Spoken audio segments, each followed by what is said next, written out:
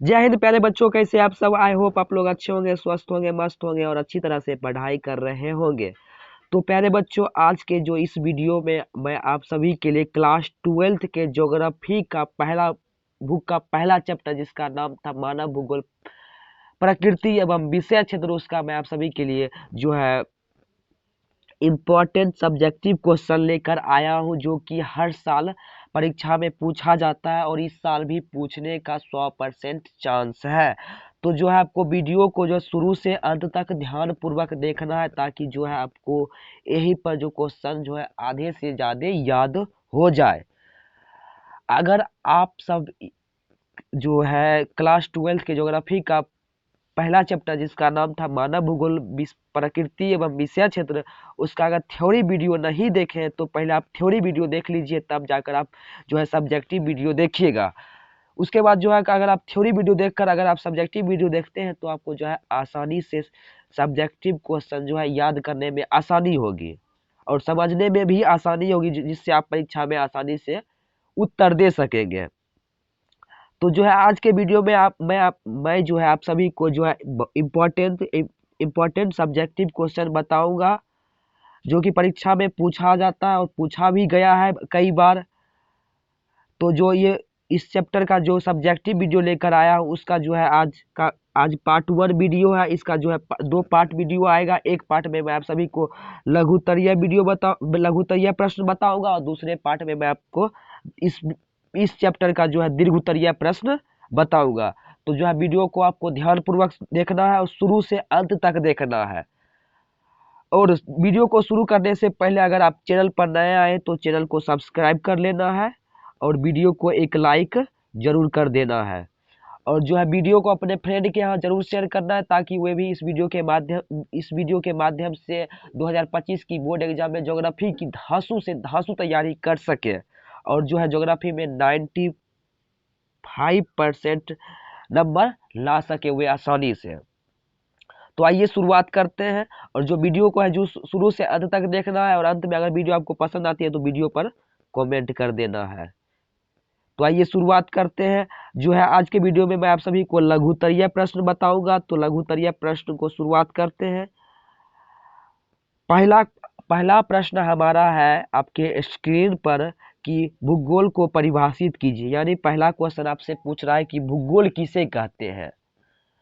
तो आइए समझते हैं भूगोल किसे कहते हैं।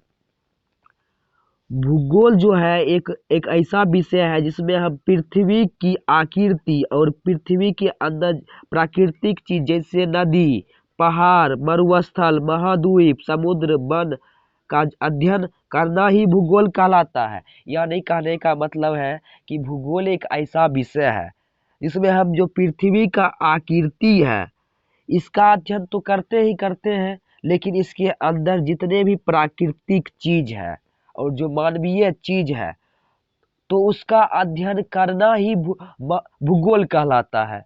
तो सीधा सीधा भाषा में समझिए कि जो हमारे पृथ्वी के अंदर और हमारे चारों तरफ जितने भी वस्तुएं हैं उसका अध्ययन करना ही भूगोल कहलाता है। तो आशा करते हैं आप लोग समझ गए होंगे भूगोल किसे कहते हैं। तो अगर आपसे पूछा जाएगा परीक्षा में भूगोल को परिभाषित करें या भूगोल से आप क्या समझते हैं, तो आप आसानी से लिख दीजिएगा कि हमारे चारों तरफ पृथ्वी के अंदर हमारे चारों तरफ जितने भी वस्तुएं हैं उसका अध्ययन करना ही भूगोल कहलाता है। या लिखिएगा कि भूगोल एक ऐसा विषय है जिसमें हम पृथ्वी की आकृति एवं पृथ्वी के अंदर जितने भी प्राकृतिक संसाधन है, मानवीय संसाधन है, उसका अध्ययन करना ही मानव भूगोल कहलाता है। तो आशा करते हैं आप लोग समझ गए होंगे। पहला क्वेश्चन जो था बहुत ही हल्का था और मैंने आपको थ्योरी के वीडियो में इसको समझाया था। तो आप नहीं देखे तो देख लीजिएगा। तो आपको यह देखने की अगर आप थ्योरी वीडियो देख लेते हैं तो आपको जो है इस वीडियो में आपको आसानी से सब्जेक्टिव क्वेश्चन भी याद हो जाएगा। तो एक नंबर आप समझ गए। तो चलिए 2 नंबर की ओर चलते हैं और 2 नंबर प्रश्न क्या कह रहा है आइए जानते हैं। तो पहला प्रश्न कह रहा था कि भूगोल किसे कहते हैं। तो दूसरा प्रश्न कह रहा है मानव भूगोल को रेटजेल एवं कुमारी एलन सैंपल के अनुसार परिभाषित करें। तो जो मानव भूगोल के बारे में जो रेटजेल है और जो कुमारी एलन सैंपल जो बात बताते हैं, तो इनके अनुसार कह रहा है कि परिभाषित करें, यानी रेटजेल जो है और कुमारी एलन सैंपल है मानव भूगोल के बारे में क्या बतलाते हैं, इनको किस तरह से परिभाषित करते हैं। तो ये क्वेश्चन यही पूछ रहा है, तो आइए जानते हैं।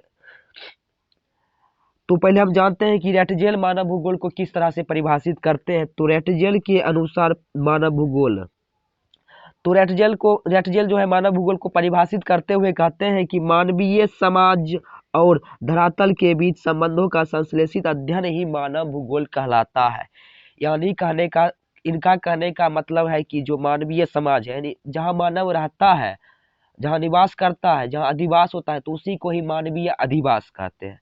तो मानवीय अधिवास एवं धरातल, धरातल कहने का मतलब पृथ्वी, यानी मानवीय समाज और धरातल यानी पृथ्वी के बीच कैसा संबंध है, अच्छा है या बुरा है, तो उसका अध्ययन करना ही मानव भूगोल कहलाता है। तो रेटजेल बोलते हैं कि मानवीय समाज एवं पृथ्वी के बीच के संबंध का अध्ययन करना ही मानव भूगोल कहलाता है। तो आशा करते हैं आप लोग समझ गए होंगे रेटजेल के अनुसार मानव भूगोल को। अब चलते हैं दूसरे भूगोल वेता जिनका नाम है कुमारी एलन सैंपल। ये मानव भूगोल को परिभाषित करते हुए कहते हैं कि जो है अस्थिर पृथ्वी और क्रियाशील मानव के बीच परिवर्तनशील संबंधों का अध्ययन है। तो ये जो कुमारी एलन सैंपल भूगोल वेता जो अमेरिका के रहने वाली थी, तो ये मानव भूगोल को परिभाषित करते हुए कहते हैं कि अस्थिर पृथ्वी कहने का मतलब कि एक जगह पर नहीं रहना, यानी एक जगह पर नहीं रहना उसे ही अस्थिर कहा जाता है। तो जो पृथ्वी हमारा है वो जो सूर्य का चक्कर लगाते रहता है, तो इसीलिए इसे जो है इस शब्द का यहाँ पर प्रयोग किया गया है अस्थिर पृथ्वी। और जो क्रियाशील मानव यानी जो कार्य करते मानव रहता है, तो उसके बीच के संबंध कैसा संबंध है, तो उसका अध्ययन करना ही मानव भूगोल कहलाता है। तो सीधा सीधा कहने का मतलब है, आसान भाषा में कहने का मतलब है कि अस्थिर पृथ्वी और जो क्रियाशील मानव है उसके बीच के संबंध का अध्ययन करना ही मानव भूगोल कहलाता है। तो आपसे क्वेश्चन पूछा जाएगा कि मानव भूगोल को रेटजेल और कुमारी एलन सैंपल के अनुसार परिभाषित करें, तो आप आसानी से, आशा करते हैं आप लोग समझ गए होंगे, आसानी से इसको परिभाषित कर देंगे और परीक्षा में जो आपका ये जो क्वेश्चन अगर पूछा जाएगा तो आपको छूटेगा नहीं, आप आसानी से मार दीजिएगा। यहाँ से जो है एक दो ऑब्जेक्टिव भी निकलता है। जो रेटजेल को क्या कहा जाता है मानव भूगोल का, तो पिता। और कुमारी एलन सैंपल किसकी शिष्या थी, तो कुमारी एलन सैंपल रेटजेल की शिष्या थी। कुमारी एलन सैंपल कहाँ की रहने वाली थी, तो अमेरिका की, और रेटजेल जो थे जर्मन के रहने वाले थे। तो इसको याद रखिएगा, आपको ऑब्जेक्टिव में जो है पूछा जाता है हर साल। अब हम जो तीसरा नंबर क्वेश्चन कर रहा है मानव भूगोल के कुछ उपक्षेत्रों के नाम बताइए। कल के जो थ्योरी का वीडियो में था, मैंने आप सभी को बताया था कि मानव भूगोल के कितने क्षेत्र हैं, तो 6 उपक्षेत्र मैंने आप सभी को बताया था, और हर क्षेत्र में जो है कुछ ना कुछ उपक्षेत्र था। तो उसी के बारे में जो है तीसरा नंबर क्वेश्चन पूछ रहा है कि मानव भूगोल के कितने उपक्षेत्र हैं, कुछ उपक्षेत्र के नाम बताइए। तो आइए समझते हैं। तो मानव भूगोल के उपक्षेत्र निम्नलिखित हैं। जो मानव भूगोल के उपक्षेत्र हैं, तो जो उनके उपक्षेत्र हैं जो कई हैं, तो उनका जो है अध्ययन, उसका जो है पढ़ते हैं उसके बारे में। तो आइए जानते हैं। पहला उपक्षेत्र का नाम है व्यवहारवादी भूगोल, दूसरा है चिकित्सा भूगोल, तीसरा है पर्यटन भूगोल, सैन्य भूगोल, कृषि भूगोल, जनसंख्या भूगोल, उद्योग भूगोल। अगर आपसे क्वेश्चन पूछा जाएगा कि मानव भूगोल के उपक्षेत्रों के नाम लिखिएगा, तो इसमें से जो है 5 गो का आप लिख दीजिएगा, 5 गो लिख दीजिएगा, आपको जो है नंबर फुलफिल मिल जाएगा। तो इन 5 में से आपको जो लिखने जो आसान पड़ता है उसको आप लिख दीजिएगा। अगर आपसे क्वेश्चन पूछा जाता है तो आप लिख दीजिएगा, और आपका जो है आशा करते हैं आपका जो है ये जो क्वेश्चन है 3 नंबर जो बहुत हलवा प्रश्न है, ये आपसे न छूटेगा। आप आसानी से इसको बनाकर आइएगा परीक्षा से। तो चलते अगले प्रश्न की और जो चौथा प्रश्न है, चौथा प्रश्न के बारे में आइए समझते हैं चौथा प्रश्न क्या कह रहा है। तो ये रहा आपके क्वेश्चन जो है स्क्रीन पर। तो पूछ रहा है निश्चयवाद क्या है, यानी क्वेश्चन जो है क्वेश्चन पूछ रहा है कि निश्चयवाद क्या है। आपसे क्वेश्चन पूछ रहा है कि निश्चयवाद क्या है। चौथा क्वेश्चन आपसे पूछ रहा है निश्चयवाद क्या है। तो कल के वीडियो में मैंने आप सभी को निश्चयवाद, संभववाद के बारे में बतलाया था। तो अगर आप नहीं देखें तो देख लीजिएगा, अगर देखें तो आपको जो है पता होगा निश्चयवाद और संभववाद के बारे में। तो आइए जानते हैं निश्चयवाद क्या होता है। तो आइए जानते हैं। निश्चयवाद या नवनिश्चयवाद या रुको और जाओ निश्चयवाद विचारधारा के प्रतिपादन अमेरिकन भूगोलवेत्ता ग्रिफिथ टेलर है। निश्चयवाद का जो है अन्य नाम नवनिश्चयवाद भी है और रुको और जाओ निश्चयवाद भी है। यानी आपसे क्वेश्चन यहाँ से ऑब्जेक्टिव पूछा जाएगा कि निश्चयवाद का अन्य नाम क्या है। तो ऑप्शन में रहेगा नवनिश्चयवाद, रुको और जाओ निश्चयवाद, ए बी दोनों इनमें से कोई नहीं। तो ए बी दोनों मार दीजिएगा, जो आपका जो है क्वेश्चन सही हो जाएगा। तो जो नवनिश्चयवाद या रुको और जाओ निश्चयवाद या निश्चयवाद है, इसके बारे में सबसे पहले जो बतलाए थे वो अमेरिका के जो भूगोलवेत्ता थे जिनका नाम था ग्रिफिथ टेलर, वो बतलाए थे। तो जो ग्रिफिथ टेलर है वो निश्चयवाद को तो दुनिया के सामने ला दिए। तब ये किस तरह से परिभाषित करते हैं और ये किस तरह से जो है नवनिश्चयवाद के बारे में लोगों को बतलाते हैं, तो आइए जानते हैं। तो ये जो है नवनिश्चयवाद को परिभाषित करते हुए कहते हैं कि मानव किसी देश के विकास को तीव्र, कम या रोक सकता है, लेकिन यदि वह बुद्धिमान है तो उसे प्राकृतिक वातावरण द्वारा निर्देशित दिशा से नहीं हटना चाहिए। कहने का तात्पर्य है कि जो ग्रिफिथ टेलर है वे नवनिश्चयवाद को परिभाषित करते हुए कहते हैं कि मानव जो है, मानव दुनिया में सबसे शक्तिशाली है। तो इसीलिए जो मानव है चाह लेगा तो किसी देश के विकास को तीव्र कर सकता है, यानी बढ़ा सकता है, अगर वह चाहेगा तो विकास को घटा भी सकता है या चाहेगा तो विकास को रोक भी सकता है। लेकिन अगर वो जो व्यक्ति है, वो व्यक्ति को अगर प्रकृति के बारे में कुछ भी तनिक भी पता है, अगर वह बुद्धिमान है, तो जो है प्रकृति जो हमें दिशा दिखाती है और उस व्यक्ति को जो दिशा प्रकृति दिखाएगी, तो जो है उस व्यक्ति को उसी दिशा में चलना चाहिए, ना कि प्रकृति से विपरीत दिशा में चलना चाहिए, ताकि जो है नहीं तो उस जो व्यक्ति का भी विनाश होगा और देश का भी विनाश होगा। तो सीधा जो आसान भाषा में आपको समझाते हैं, ग्रिफिथ टेलर जो है नवनिश्चयवाद को परिभाषित करते हुए कहते हैं कि जो मानव किसी देश के विकास को कम भी कर सकता है, रोक भी सकता है, बढ़ा भी सकता है, लेकिन अगर वह मानव बुद्धिमान है और या समझदार है, तो जो प्रकृति उस मानव को दिशा दिखा रही है, तो मानव को है उसी दिशा में चलना चाहिए, ना कि प्रकृति के विपरीत दिशा में चलना चाहिए। जिससे अगर वह प्रकृति के विपरीत दिशा में चलेगा तो उसका भी विनाश होगा और देश का भी विनाश होना निश्चित है। तो जो है इस बात से निष्कर्ष निकलता है, इस परिभाषा से निष्कर्ष निकलता है कि जो निश्चयवाद है, रुको और जाओ निश्चयवाद है, इसमें जो है प्रकृति को शक्तिशाली माना गया है और मानव को जो है कम शक्तिशाली माना गया, शक्तिशाली कमजोर माना गया है नवनिश्चयवाद में। तो आशा करते हैं आप लोग समझ गए होंगे नवनिश्चयवाद। तो क्वेश्चन आपसे पूछा जाएगा नवनिश्चयवाद से आप क्या समझते हैं, या नवनिश्चयवाद को सबसे पहले किसने बतलाया, तो आप आसानी से जो है इसका आंसर दे सकेंगे। तो आइए जो है पांचवा क्वेश्चन, जो कि संभववाद आपसे क्वेश्चन पूछ रहा है कि पांचवा क्वेश्चन संभववाद क्या है। क्वेश्चन 5 आपसे पूछ रहा है संभववाद क्या है। तो आपको मैंने ये जो क्वेश्चन है इसको भी मैंने आपको थ्योरी के वीडियो में पढ़ाया था, अगर आप पढ़े तो आपको समझ आएगा और आसानी से भी समझ आएगा, और जो नहीं देखे उनको भी समझ आएगा। लेकिन अगर वो थ्योरी का वीडियो देख लेते तो उनको जो है जितना समझ आ रहा है उससे भी 2 गुना समझ आएगा। तो आइए शुरुआत करते हैं, संभववाद के बारे में जानकारी ले लेते हैं। जो संभववाद की विचारधारा का सर्वप्रथम प्रतिपादन फ्रांसीसी इतिहासकार लुसियन फेवरे ने किया था। संभववाद जो विचारधारा है इसके बारे में सबसे पहले विश्व के सामने लाने वाले जो व्यक्ति थे उनका नाम था लुसियन फेवरे। क्या नाम था? लुसियन फेवरे। और जो कि एक इतिहासकार थे, ना कि भूगोलवेत्ता थे। तो क्वेश्चन पूछा जाएगा कि सबसे पहले कौन इतिहासकार, यहाँ इतिहासकार आपका होगा ना कि भूगोलवेत्ता होगा, तो आप इसको याद रखिएगा लुसियन फेवरे।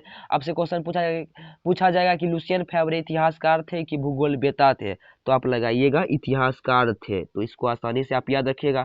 उसके बाद जो है लुसियन फेवरे जो है एक इतिहासकार थे, वे इतिहास की भाषा में संभववाद को परिभाषित करते हैं।